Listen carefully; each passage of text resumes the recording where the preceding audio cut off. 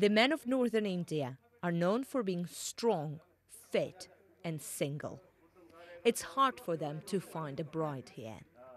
That's because of an illegal yet widespread practice that started around the time they were born: female feticide, abortion of baby girls.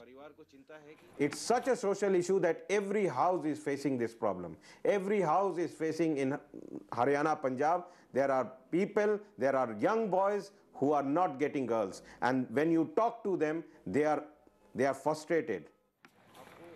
This frustration fuels crime across the country. We follow police as they raid a house in Haryana. This is a girl they've come looking for. She's 14, and this woman says she bought her for her son. "You can't take her. I paid money for her," she screams.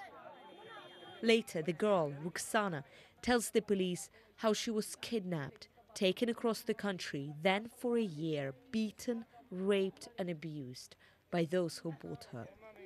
Ruxana's father listens, overwhelmed. I was walking home from school one day. 3 men pushed me into the car. They showed me a knife. They threatened to cut me into pieces. Once they got me to the house, I was made to do all the housework, and they beat me if I did not do it well. Every year, tens of thousands of girls in India are sold into prostitution, domestic slavery, and increasingly into marriage.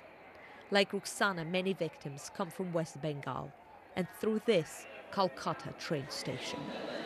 This place is just overwhelming, and it is so easy to become invisible in this crowd. I couldn't tell you whether a man I just passed is a father who is traveling with his daughter or a trafficker who is transporting his victim. But what I can tell you is that right at this moment, at this very station, there are girls who have been sold. Police sources tell us this train alone carries dozens of trafficking victims every day. Some are as young as 10. We managed to meet a trafficker who operates here. The demand is rising. I traffic 150 to 200 girls a year. I tell parents we are taking them to work. I get them to a placement agency in the city. Then what happens is not my concern. Police know what I do. I have to pay them in every state I work in Calcutta, in Haryana. If I run into trouble with the authorities, I'm not worried. If I have to go to jail, I'll be able to bribe myself out. Police deny specific allegations, but some officials admit that corruption is a huge problem. Another issue is that attitudes in India show no sign of changing.